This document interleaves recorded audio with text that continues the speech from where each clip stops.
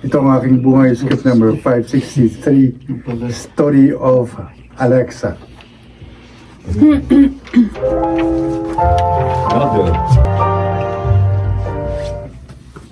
Mga kaibigan, sa araw na ito ay maririnig natin ang kwento ng isang dalagang inang hindi makamove on. Siya ay si Alexa.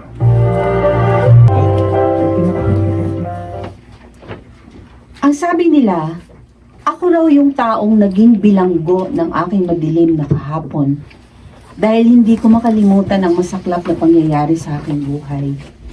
Na kung saan, maraming iba pang inosenteng nilalang ang nadadamay dahil sa aking pagiging miserable. At isa na rito ang aking anak na wala namang kasalanan sa kapalarang sinapit ko.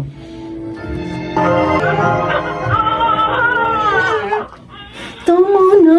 Tumigil ka na! Narinig din na ako eh! Ano ba? Lecheng batang to! Hindi ka ba talaga titigil? Pag napikon ako sa'yo, ihahagis kita sa bintana! Alexa, ano ka ba naman? Bakit mo sinisigawan yung anak mo? Eh, nabubisit na ako eh! Ang ingay! Hindi ako makatulog dahil ayaw tumigil sa pag-iyak. Yun na nga eh. Umiiyak na nga pagkatapos sisigawan mo pa. Eh di lalo lamang siya naiiyak. Ay naku, kawawa naman Pwisit. itong apo ko. Halika nga rito. Tana. Paparika ka na ni Lola. O, ayan. Isasayaw pa kita. La la la la la. O, kita mo na. Tumigil sa pag-iyak. Kulang lang siguro sa lambing at pansintong anak mo. Ay nako, buwisit talaga yung kutong lupang yan. Batang-bata pa masyado ng maarte. Bakit ba ang init ng dugo mo sa batang to? Wala ka malaman mong malasakit sa sarili mong anak? Hindi ka ba nagpapasalamat dahil binigyan ka ng Diyos ng isang munting anghel? Anong anghel? Demonyo ho ang batang yan. Dahil demonyo rin ang kanyang ama.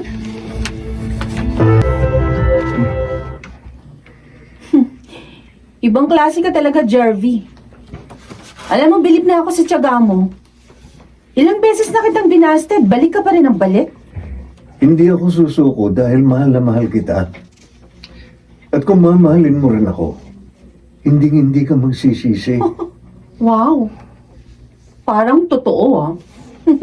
Muntik mo na akong makumbinsi. Alexa, maniwala ka sa akin. Seryoso ako sa iyo. Kita mo naman, kahit ilang beses na akong nabasted, patuloy pa rin kitang sinusuyo. Magtiwala ka sa akin. Mahal kita. At kahit kailan, hindi kita lulukuhin. Alam mo, 2 beses ko nang narinig yan. At 2 beses na rin akong umasa at nabigo. Kaya hindi na ako muling magpapadala sa ganyang buladas, no? Yan naman. Alexa! Opo, Diyos ko! Inaapoy na lagnat tong anak mo! Para lagnat lang, nagpapanik na kayo. Hindi lamang ito lagnat dahil kahapon pa siya nagtatae. Halika! Dali natin siya sa doktor! Kaya na lang ho, inay. Ano ka ba? Natamad ako eh. Hindi ka man lamang ba nag-aalala sa batang ito? Buwisit sa buhay ko ang batang yan. Kaya wala akong pakialam kahit anong mangyari dyan. Doktor, kumusta na po ang apo ko? May diarrhea po ang apo ninyo. Tapos dehydrated pa siya. Sana maaga niyo siyang dinala rito para hindi naging komplikadong kalagayan niya. Bakit do? Malala po ba ang lagay niya? Critical ang lagay niya, kaya kailangan matutukan namin siya. Doktor, iligtas po yung aking apo. Gagawin po namin ang lahat. Pero hindi po namin kayo mabibigyan ng garantiya. Kaya manalangin po tayo na maging maayos ang kalagayan ng apo niyo. Sige po at may pupuntahan pa akong ibang pasyente. Bibigyan ko na lang kayo ng updates from time to time. Sige po, Sige po, Dok. Marami po salamat. Thank you. Shelby. Maraming salamat ha. Pasensya na kung naabala kita. Wala na kasi akong alam na ibang malalapitan. Kaya ikaw ang aking tinawagan. Huwag niyo pong intindihin yun. Basta nandito lang ako, anumang oras na kailanganin niyo ang tulong ko. Aba, pinsan. Naligaw ka yata. Dito talaga ang punta ko, pinsan. Boring kasi sa bahay. Tara, gimik tayo. Teka. Hindi ka pa rin ba pumapasok? May natitira pa nga 1 linggo sa maternity leave ko. O, kumusta na pala yung anak mo? Ayun. Dinala ni inay sa hospital. Bakit? Anong nangyari? Ewan, hindi ko alam. Si inay na lang tanungin mo. Ano? Nasa ospital ang anak mo pagkatapos wala kang alam sa kalagayan niya? Aba ano ka ba namang klaseng ina? Sa halip na damayan mo yung anak mo, gimmick pa yung gusto mong puntahan. Diyos ko naman, Nelia. Nagtataka ka pa ba? Bakit? Alam mo namang anak yun ng hudas kong ex. Kaya kahit kailan, hindi ako magiging concern sa batang yun. Ano? Ikaw ang nagbayad ng hospital bill ng anak ni Alexa? Naku, parang Jerby, ibang klase ka talaga. Abay, halos isuka ka na nga at ipagtabo yan ng babaeng yun. Tapos, yung pang ginawa mo. Ha? Eh, ganun talaga nagmamahal, pare Rodel. Nagtyaga ka rin naman sa panunuyo sa naging asawa mo, di ba? Oo nga. Pero hindi naman ako naging tangang katulad mo, no? Oh. Pare, sorry sa mga linya ko, no? Pero maraming babae sa mundo, pare. Kaya huwag mong ipagsiksikan ang sarili mo sa taong ayaw sa'yo. Hanggat may nakikita akong pag-asa, hindi ako susuko. Kaya hindi ako magsasawang suyuin si Alexa.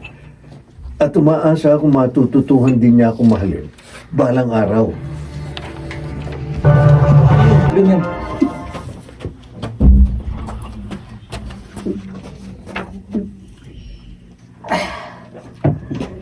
Bakit ka umiinom?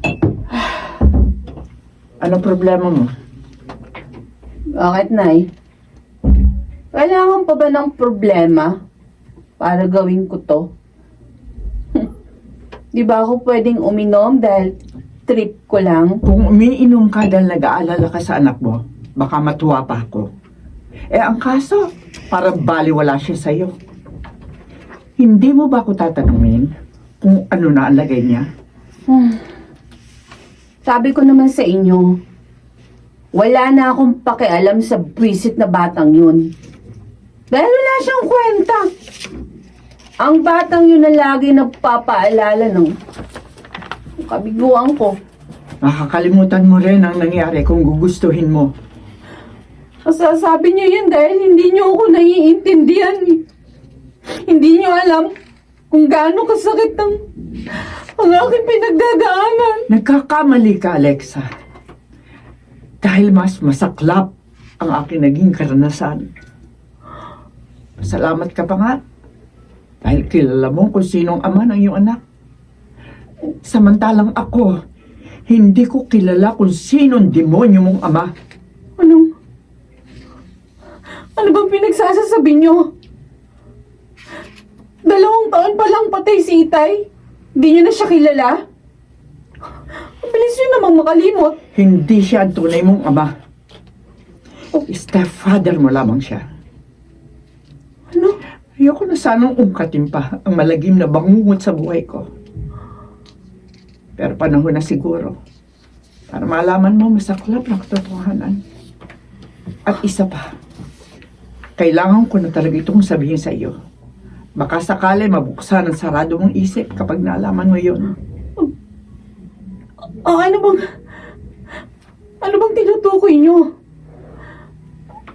Anong masaklap na katotohanan ang dapat kong malaman? Malalim na ang gabi na mangyari yun. Naglalakad ako sa kalsada na may 2 lalaking sumalubong sa akin. Hindi ko sila namukhaan dahil bukod sa madilim, may bonnet pa sila sa kanilang muka. May hawak silang patalim. Inold up nila ako. Pero hindi pa sila nakontento dahil katapos nila akong hold up.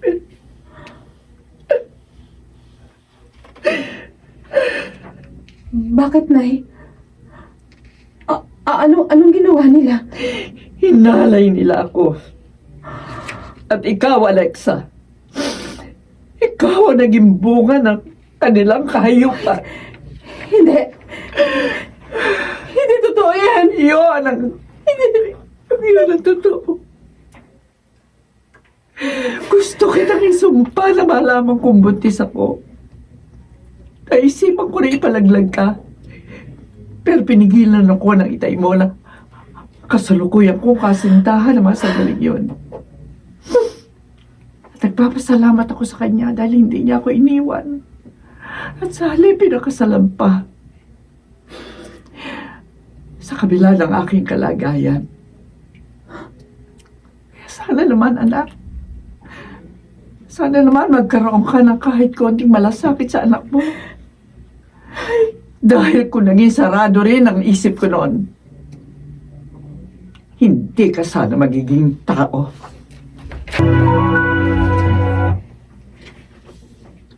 Maraming salamat, Jervy. Patawarin mo ako kung hindi naging maganda ang pagtrato ko sa'yo. Kalimutan mo na yun. Basta ang importante, natauhan ka. At sa ngayon, ang dapat nating pagtuunan ng pansin ay ang kapakanan ng anak.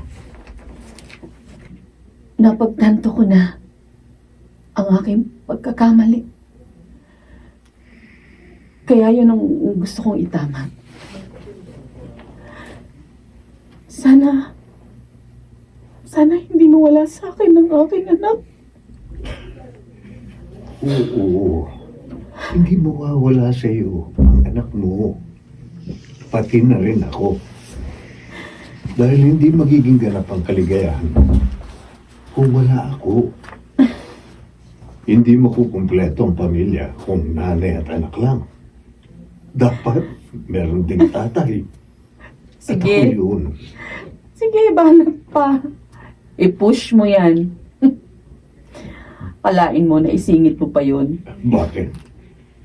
Hindi ka pa rin ba kumpensidong sincere ako at totoong pagmamahal na iniaalay ko sa'yo? Oo na. Kumbinsido na ako. Sa totoo lang, nahuhulog na rin ang loob ko sa'yo. Pero pinigilan kong damdamin ko dahil ayoko nang muli pang masaktan. Hindi, Alexa. Mahal na mahal kita. Pati na rin ang iyong anak. Kaya kung bibigyan mo ako ng pagkakataon, ako ang aako ng obligasyong tinalikuran ng manluloko mong ex-boyfriend. Kahit naman papano ay may pagtingin ako kay Jervy, kaya tinanggap ko na ang kanyang pag-ibig at nagpakasal kami. Naging maayos din ang kalagayan ng aking anak at ipinangako ko sa aking sarili na pag-uukulang ko siya ng sapat na panahon, atensyon, kalinga at pagmamahal. Ako si Alexa at ito ang aking buhay.